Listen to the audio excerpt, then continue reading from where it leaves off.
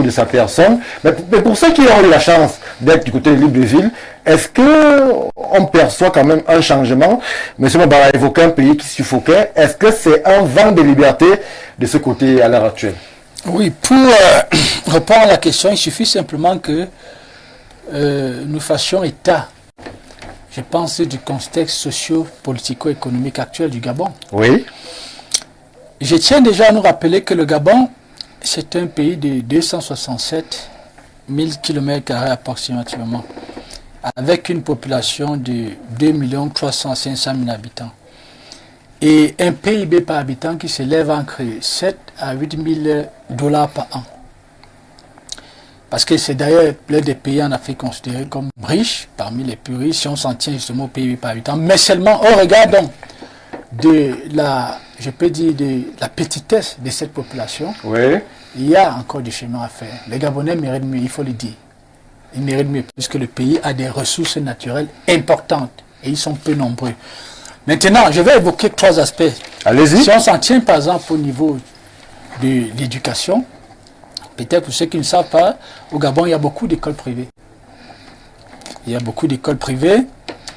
La question de l'éducation, l'État s'est donné les moyens d'accompagner un tout petit peu les familles, mais je parle là des établissements publics. C'est-à-dire l'État accompagne, puisque j'ai appelé quelqu'un qui m'a donné des informations assez précises. On nous faisait savoir qu'il y aurait une bourse désormais allouée aux étudiants. Non, mais oui, c'est-à-dire des étudiants qui ont le bac, c'est-à-dire Oui. qui obtiennent le bac, ils sont boursiers. Boursiers, autant pour moi, ce qui n'existait plus depuis plusieurs décennies, si j'ai bonne mémoire.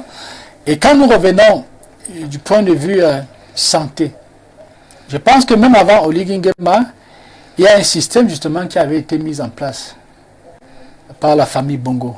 Ils appellent ça la CNAMGS, quelque chose comme ça. C'est-à-dire qu'il prend au moins les 70 à 80%, je peux dire, des dépenses liées à la question sanitaire des populations en charge. Oui. Donc là-dessus, il y a un statico. Mais maintenant, au niveau du panier de la ménagère, c'est où c'est un peu, je peux dire, c'est un peu compliqué. Il n'y a pas une grande évolution. Parce que jusqu'ici, d'après les informations que j'ai à ma possession, il n'y a que par exemple le prix du gaz qui est passé de 6 000 francs à 5 000 francs. Oui. Le prix de l'huile, toute huile confondue, qui est passé pratiquement de 1 500 francs à 1 000 francs. Mais la plupart justement des produits de première consommation, c'est-à-dire n'ont pas évolué. Mais maintenant, pour sortir, il faut le reconnaître que après 1 an, je pense que faire un bilan, pour moi, c'est un peu précoce.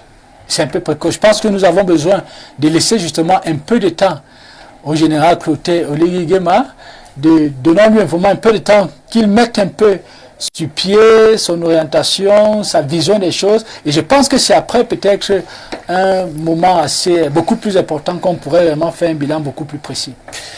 Alors, Monsieur Assiga,